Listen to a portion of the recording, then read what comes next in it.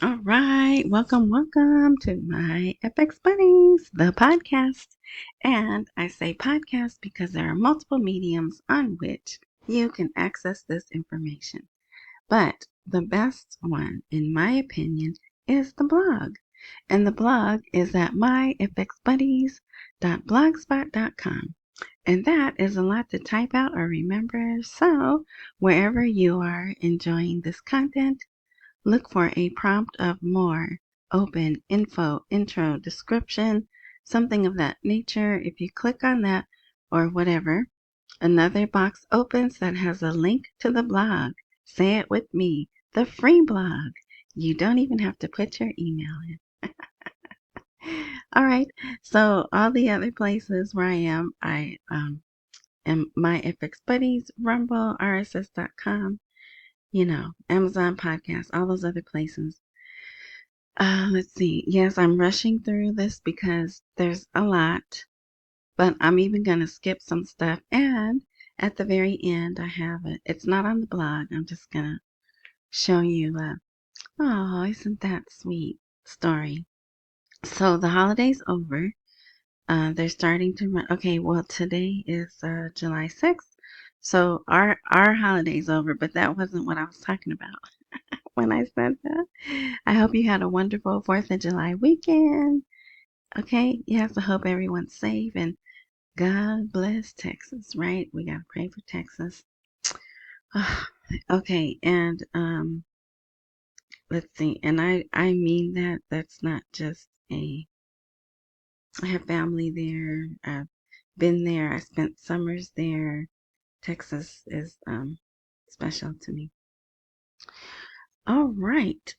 So I was talking about the holiday in Iraq is over because they start putting out articles um, giving the army, not army, well, they're dressed in camouflage, so I don't know what you call them. Security, I don't know what they call them, congratulating them because they did a good job protecting all the visitors and they're showing the people getting on the buses and leaving. So we will finally get back to regular business. Maybe. All right. So this is going to cover a few days, but not too many.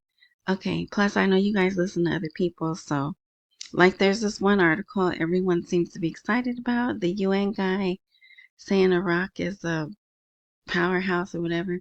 He just said that two weeks ago in front of the UN people, exact word for word.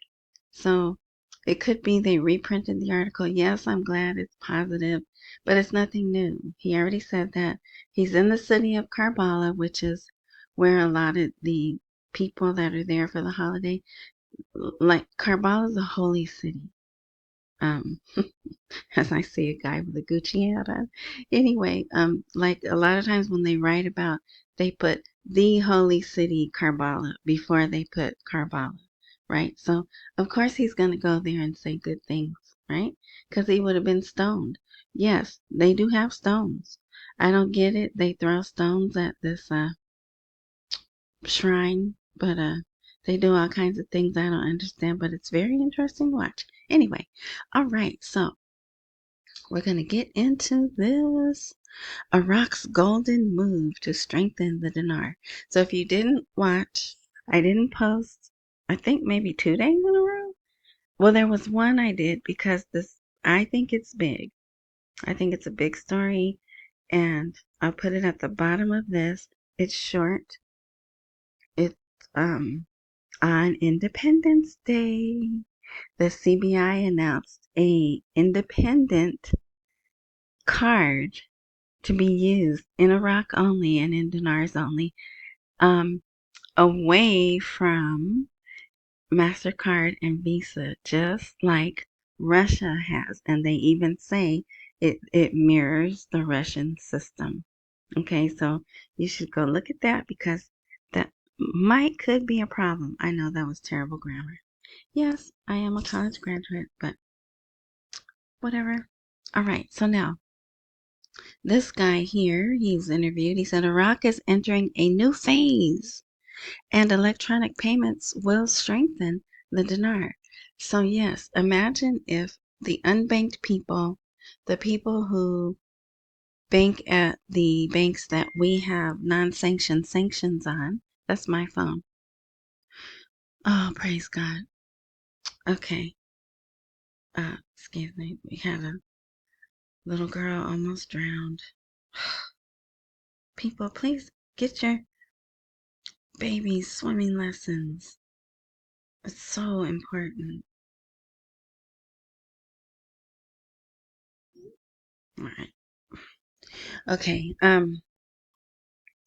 The says the lady who was taught to swim by a Doberman Pinscher.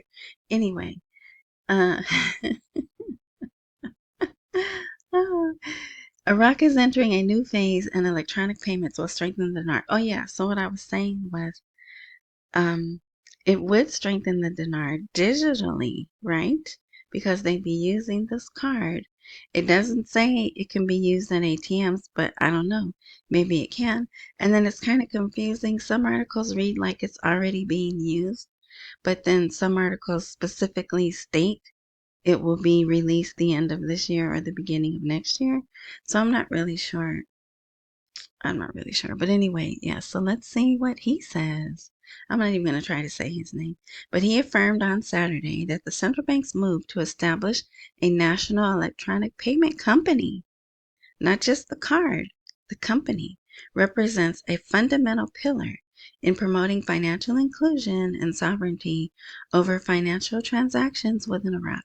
He noted that it is part of an integrated strategy to reform the banking system. And we know they need what? To reform the banking system. This step aims to expand the electronic payment base, enhance public confidence, and reduce reliance on cash through local systems that contribute to strengthening the Iraqi dinar. So, I don't like that. I don't like them not having cash, but, no one cares what I like. All right. So he added the project is part of a package of reforms being implemented by Iraq in cooperation with international audit firms, enabling greater flexibility in banking transactions and increasing the volume of electronic trading. He noted the central bank's current approach reflects an accelerated vision to reduce implementation time and achieve real reforms in the banking structure. And as far as I can tell, these two articles are the most recent on this system. So that one, I mean, how could you not do that, right? How could you not make that the star article? Oh, all right. So then this one, Washington is luring Baghdad into sanctions. Why is there this silence on the central bank cards? Yeah, they haven't really said anything. There's one article, if you watch that video that I did, that says U.S. anger over new system or something like that, but you see it on the blog before this one. So maybe we did speak, but this guy, this Ziad Hashimi, he's warning them it's a trap. It's a trap. And look at that. That's the U.S. Treasury building. Does anyone know who that guy is? I mean, I know. I should know. Is it Alexander Hamilton? Is the statue still there? Did it not get taken down? Anyway, I thought it was funny that they would use, well, it makes sense because they're like, hey, it's a trap. They're going to put sanctions on you, right? He expressed his belief that Washington's silence and failure to express any position, neither for nor against, may be part of the monitor and punish policy that Washington has followed for years in dealing with the Iraqi financial system. Plus, it was the holiday, right? So maybe this week we'll see what, and here he uses it again, monitor and then punish. This is the tactic followed by the U.S. Treasury when dealing with official and unofficial Iraqi parties involved in fraudulent and illegal operations taking place inside and outside Iraq, which tarnish the name of Iraq. So, yeah, so you can read this. It's just more about that and his warning and what he feels. So he says it has not been rejected or opposed by the Treasury, as if the Treasury wants to open the door to monitor how the new system will be used and who will attempt to exploit it to circumvent controls and subsequently fall into the trap of the U.S. sanctions. So he's probably right too. But like I said, we'll see. We'll see a lot this week. Okay, so this came out on the 5th, but it's talking about Tuesday. And there's a lot of Kurdistan articles here. I'm only going to cover 3 because there's lots of information, but it's not really new. It's just confirming. But so here's what's happening on Tuesday. Baghdad Herbal Dialogue is reaching its final stages. It's 3 sentences. The supposed agreement, and that's what they said, not me. If you're reading along with me, you can see that right there. The supposed agreement stipulates the re-exportation of the region's oil, the latter's handling over its revenues to the federal government, and the commencement of settlement of salaries. If a final agreement is reached on the draft agreement, it will be ratified by the Council of Ministers in its session Tuesday, after which salaries for Kurdistan will be dispersed. So that came out yesterday. Here, OPEC had their meeting. They're going to let Iraq, starting August, Iraq will produce more oil, which should make the prices go down, right? Because there's more. But whatever, we'll see. Here's the OPEC. Office of Foreign Assets Control. There it is. So not only did we put sanctions, U.S. sanctions, Iraqi British national for smuggling Iranian oil. So I just put a little bit. This is an extremely long article. If you want to see it, here's the link. You could go see it. I just read like a little bit and then I was like, forget this. I'm scrolling down to the bottom. Yeah, so, but it's there for those who will be interested. The spectre of sanctions haunts the key card. Will Iraqis face salary cuts? So, this has to do with the new payment system, right? That's coming out. Because you could read this, but I don't really want to spend too much time on it. Also, the key card people, they're usually, when they're investigated, they're usually found to do something wrong.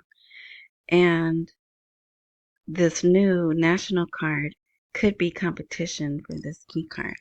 Although the key card has a MasterCard logo on it. So we'll see. It was emphasized that Iraq's delay in establishing an independent payment system has made it directly vulnerable to any pressure or sanctions affecting the financial sector. And here's more about the U.S. Treasury imposing sanctions on several Iraqi banks, right? Global money transfer companies such as Western Union also announced they would suspend their dealings with some of these banks, sparking market chaos and disruption. But that was a while ago, right? So what's next? The Iraqi financial landscape is in a state of suspense amid delayed moves to establish national alternatives. While the central bank confirms it is working to establish a new payment system capable of bypassing traditional intermediaries, actual implementation requires time, at a time when citizens cannot tolerate another delay in their salaries. So see, this one kind of reads like it's not done yet. All right, so these were today. These are about the Kurdistan. They had meetings. Oh, let me show you this picture. Look at that. This is, all you need is that 70s hero soundtrack music behind them, right? So they just got off their plane. And this is Mashadani. He's the equivalent of a president. This is his deputy. So he's the House Speaker. He's the first, maybe second. Oh, there's the four-legged roommate. Yeah, so they got off their plane and they went. Look at that guy running. He must be I don't know why is he running. But anyway, I think that's a very nice picture. So they went and they met and they talked and oh, this is in the wrong place. This is about the budget. Okay, so I'm gonna skip that because I want to cover Kurdistan and be. Oh well, wait. You know what? This might be. The oil is tied to the budget. Let's see. Parliament. They tried to have a meeting. It didn't work. Economic paralysis and missed entitlements. Delaying the 2025 budget opens the door to a comprehensive crisis. No, I think I just put this in the wrong order, but it's basically the same thing. They're in violation. They're encroaching on people's rights. They need to hurry up and get the budget done. Vital projects are completely stalled. All of that. So you could read that if you'd like. Okay, so here MP, Member of Parliament, warns of postponing more than 20 draft laws to the next session because they're just all out of their schedule. Who knows? But and some articles say 100. These two say 20. 20 bills remaining, including, yes, oil and gas law, right? But so in the coming days, with the start of the new legislative term, they'll be keen, yeah, right, by approving important laws that directly affect the lives of citizens. Yeah, we'll see.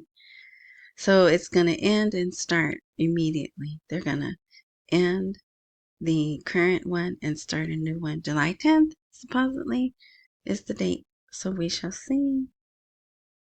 Oh, see, I put this here twice. So we can delete that. So that's what happened. That's why I got out of order, but whatever. So here's more, but look, I want to show you. Who's this? Daddy Barzani. And who's this? Mashadani. So after he went to see Daddy Barzani, then he went to see nephew Barzani, and then he went to see son Barzani, but his picture didn't come through. Oh, it did. There it is. Okay. Yeah, there's son Barzani. So, maybe something will happen. This, with the one of the presidents going over there, you would think it has some weight to it, right? But who knows? So, here, if you like what I do and you'd like to support me, if it's helpful to you, buy me a coffee. This will be a live link when this is no longer in preview, and Cash App is always available. And mine is $ T as in Tom, I, S as in Sam, H, WAS as in Sam, H. $ Dishwash, and the letters are all lowercase, and I reply with the praise hands. Unless you send me $100, then you get a different reply, but not too many people do that. All right. The House of Representatives hosts Somo to ask about oil smuggling to evade sanctions. So it didn't happen. They're going to try again. And I think this is a timing issue. So it says next week we'll witness the hosting. And Sadani was very busy with the holiday thing, and he even participated himself. He did a speech. He wore this all black suit.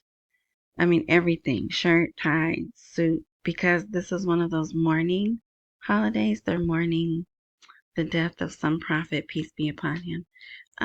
So that, yeah, but he gave a speech. I'm not really sure. Oh, I do know. One thing that he said was people need to get back to the values that the Husseini guy represented.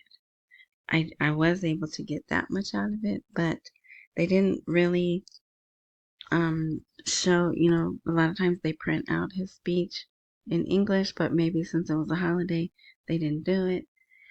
And what else? So he was doing all of that, making sure the people were safe.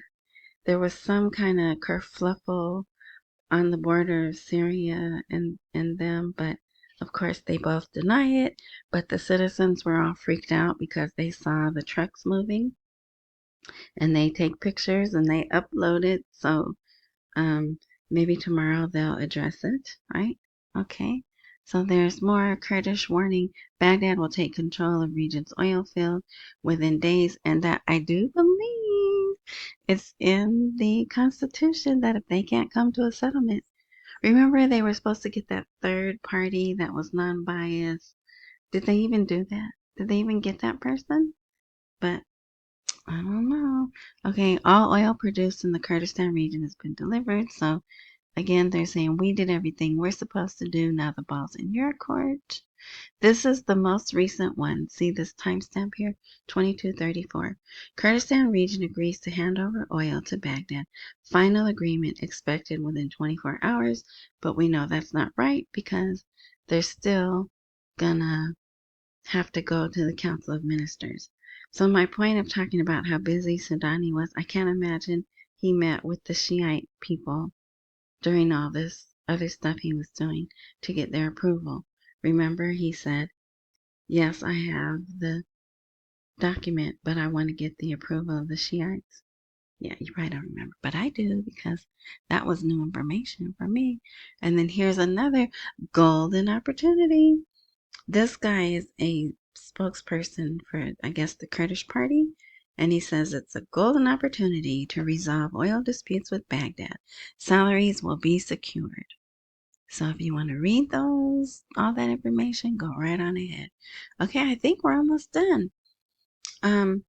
They had this, I mean, they have lots of investment stuff, but years ago, there was a guy, and I don't know why I remember things like this. As a matter of fact, I don't even think he listens anymore. But he said that when Iraq started doing cement, phosphate, and sulfur, that's when the RV would happen. And look, here we are. Everyone's thinking the rate change is going to happen. Don't you get on me about those initials. I don't care. I don't care what two initials. I just want the rate to change. Okay? All right. So here, fertilizer. Yeah, but that phosphate is for fertilizer.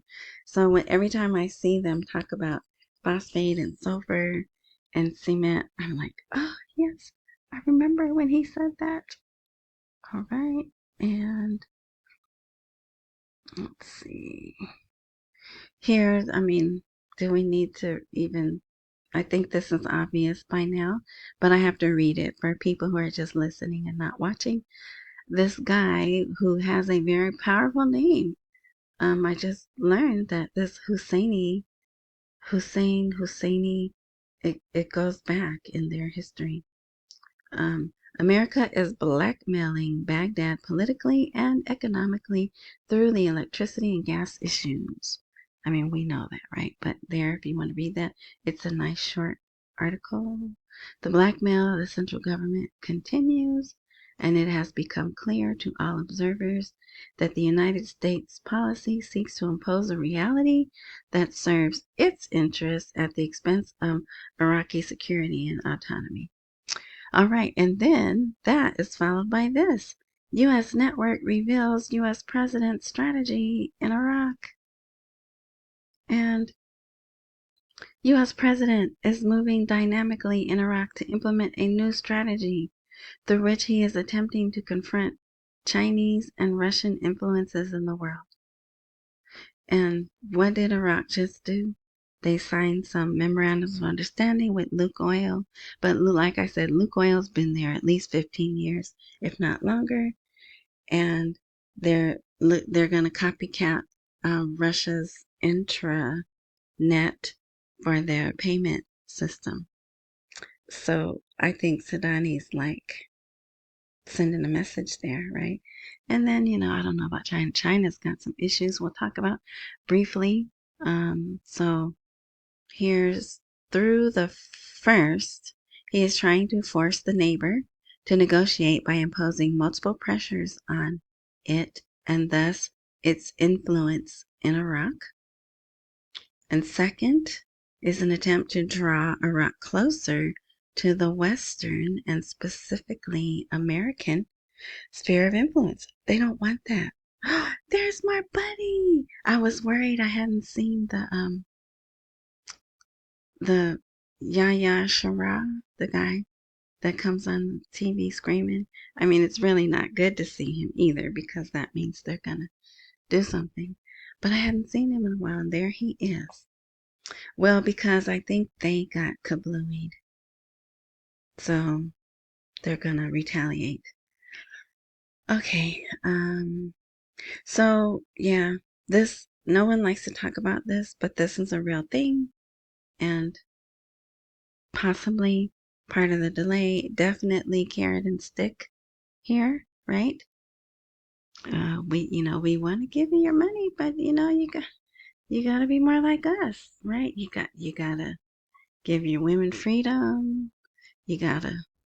Well, I don't know. This administration may not push the rainbow lifestyle, but that's one thing we try to push on people in the past. So yeah, I don't know. We'll see. We shall see what we shall see. And then here, this is one of those articles that is all screwy, the translation. But I just wanted to show you. So the U.S. President's envoy, which is Witkoff and the other guy, Brian something, I think, they went, look who they went to meet. Members of the Jewish community in the Hamptons area of New York. Oh yeah, I'm going to a serious business meeting in the Hamptons on the 4th of July. So, how would you like to be at that house? All right, so you can read that if you like. We're running out of time. And here is Bibi heads to Washington without firm restrictions. And he's out there bragging. We have already changed the Middle East. Yes, they have. And okay, that's it. So here is the feel-good story.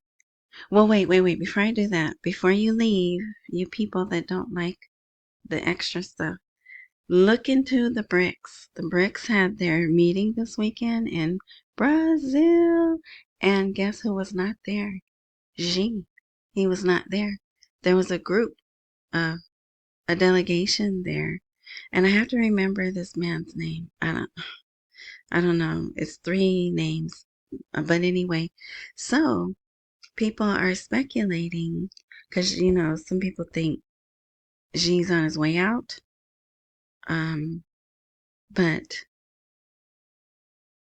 since he didn't go, and this is the second major thing he did not attend, like business thing, and this delegation went for him. So it's looking like maybe he is on his way out. Or how could China is the C in BRICS. How could they be leaving the BRICS? But they might be, at least for the next 3 years, right? What happens 3.5 years from now here in America? Right. Yes. Okay. So that I wanted to say that. And if you can, watch the movie 2073. It has nothing to do with Iraq. Well, it kind of does. Oh, I'm missing an article. Oh, well, I'll put it tomorrow. It's not crucial. It's about the digital world, data, what data's, how it's used, how it's going to be used, possibly could be used. And I'm told it's on HBO. About 5 people have told me to watch it. I don't have HBO. But anyway, all right. So now, thank you. Click the like on your way out. Subscribe and hit the bell on your way out. Thank you, thank you, thank you. Let's see what this week brings. All right. The story I wanted to share was little girls of Bartella open their savings piggy bank and spend it for the love of Hussein. So let me turn that out. So I think these are orphans. Let's see, can we? And these girls here, they bought the things to make this food and stuff. juice. I don't know.